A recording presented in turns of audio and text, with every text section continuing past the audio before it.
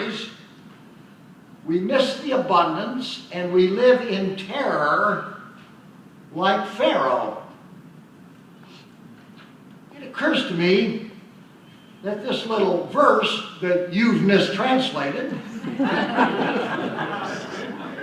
is a summary of our society and maybe us. Our society is inured to Pharaoh. We think like Pharaoh. We have hard hearts so that we want to accumulate, to use violent means to have our way. We collect and hoard and violate the neighbor because we do not have enough yet. Our society is propelled by hard-heartedness that misses the truth that lows abound. So we distribute in a chaotic way, and some have too little and some have not enough. That is the truth of our society, and the church gets sucked in to fearfulness, even though the alternative is right in our eyes, the performance of abundance. He takes, he blesses, he breaks, he gives, right in the wilderness, right atop chaos.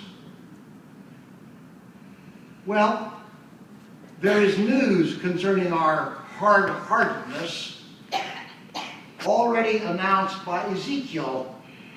He is a pastor who addressed fearful exiles who had given up their ties to God.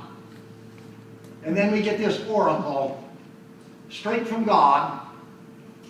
I will take you and gather you home. I will sprinkle clean water on you, water that becomes in faith the re-performance of baptism.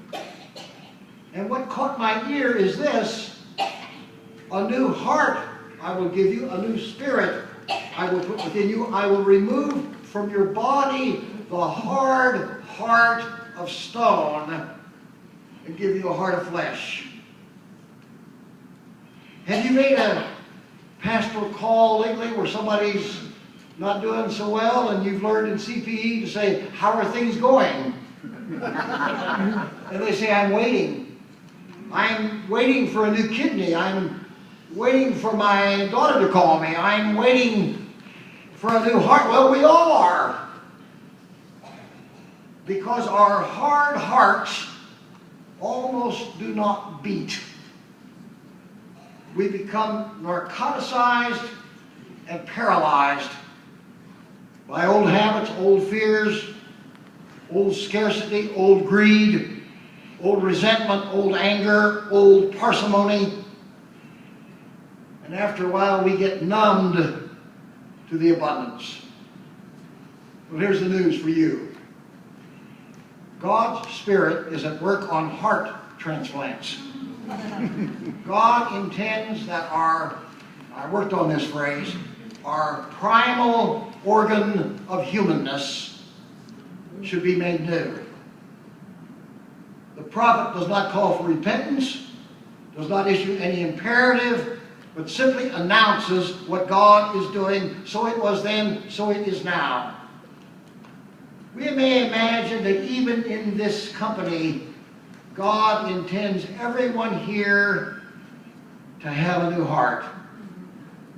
No longer hard, no longer stony, no longer inured to scarcity, no longer thin, no longer empty of hope.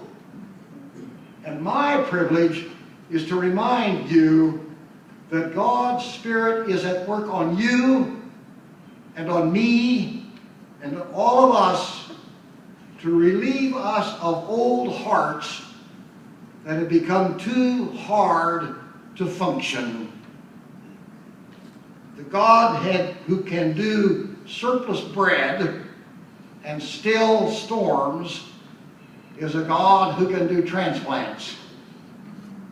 And as a result, says Ezekiel, I will summon the grain and make it abundant. I will lay no famine on you. I will make the fruit of the trees and the produce of the field abundant, so that they may never suffer disgrace of famine again. Who would have thought that out of stony hearts there might come peace? Who would have expected that hard hearts could be changed to address global warming and end in abundance? But it is so. When we are trapped in scarcity, we do destructive things to ourselves and to each other and to our neighbors and to our environment. So when we come to this table, listen for the 4 great verbs he took, he blessed, he broke, he gave. Watch the bread multiply before our eyes. Notice the surplus. And then notice that the quotas of scarcity are not true.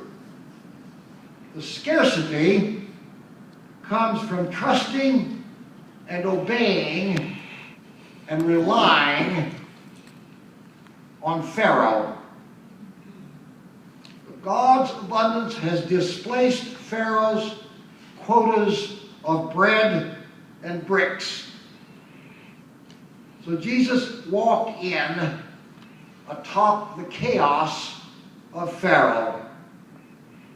And when our leader says, lift up your hearts, do not lift